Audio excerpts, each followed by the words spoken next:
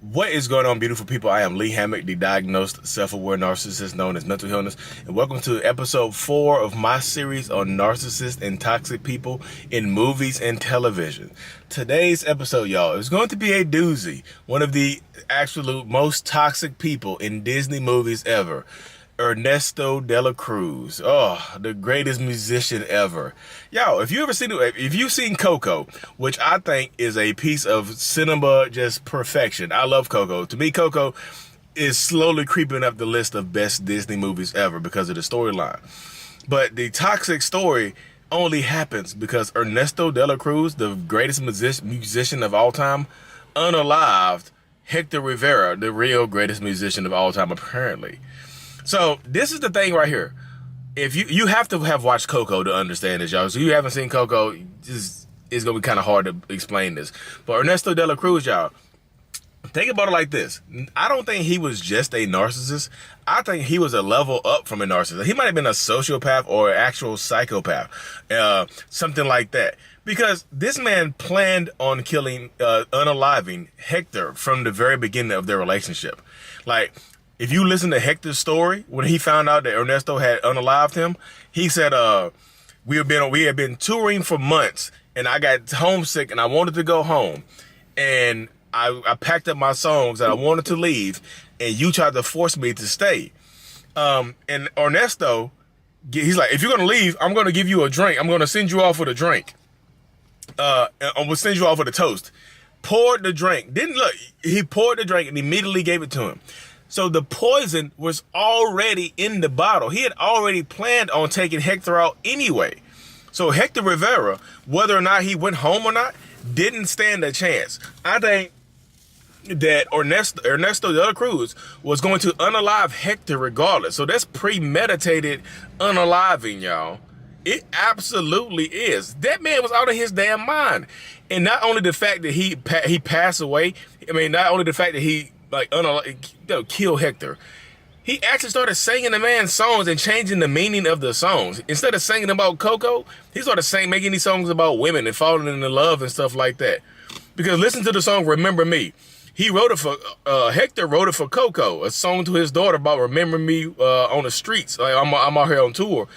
Ernesto flipped it to love bomb women. It's like, remember me. Singing the same song, different meaning, sung by two totally different people. And not only that, y'all. Not only that, he bragged about taking Hector's life repeatedly, about seizing his moment. He's like, you have to be ready to seize your moment. So he was always ready. He had the poison on deck. That man was toxic as hell. And he got his karma. People keep asking, do narcissists get their karma? Yeah, about 20 years later, after he unalived Hector, he got his karma. A bell fell on top of his damn head. He got his karma. But even in the afterworld, y'all, even in the land of the dead, Ernesto, in his sociopathic, psychopathic, narcissistic mind or whatever, his toxic ass mind, was every year on the day of the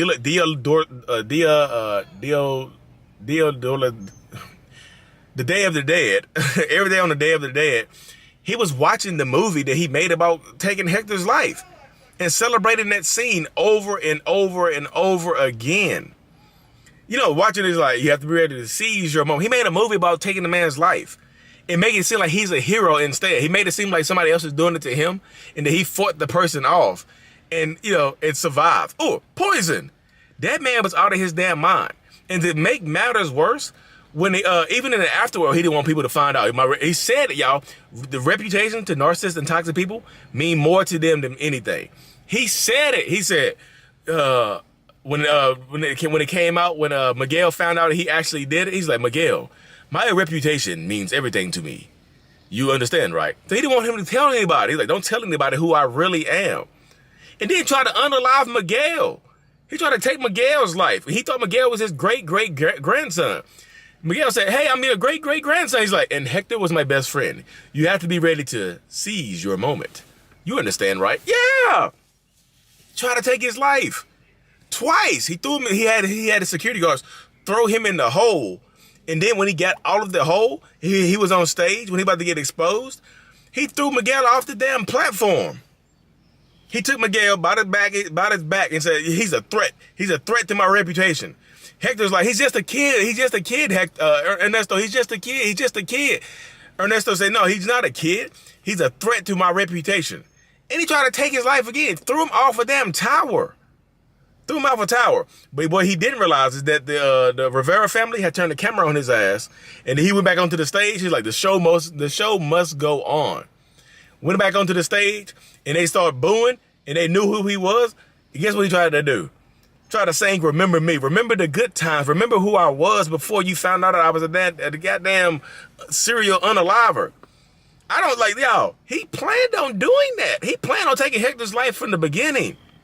Because he thought, he's like, Hector, don't leave. I need your songs. I can't do this without your songs, my dreams. The delusions of grandeur for a toxic or narcissistic person. Hector, don't leave. I need your songs. And then Hector's like, you'll manage. You'll figure it out by yourself. Ernesto automatically went, well, okay, I got the bottle of liquor sitting on the table. So you're going to drink it anyway. And this is what I think, too. I don't think, because, you know, even in the times of Hector dying, or if they'd have found Hector in the street dead, they would have notified his family even in the 40s, wouldn't they? So I think Ernesto not only took his songs and unalived them, I think he hid his body. I don't even know if they know where Hector's body is really buried. You know what I mean? Ernesto De La Cruz is one of the most toxic, manipulative people ever in a Disney movie.